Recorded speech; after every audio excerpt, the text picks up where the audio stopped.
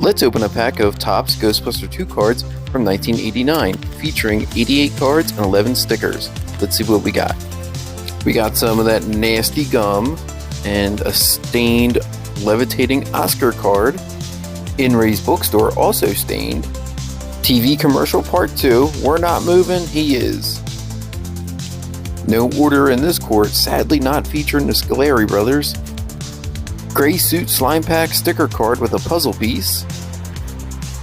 Emergency ghost call.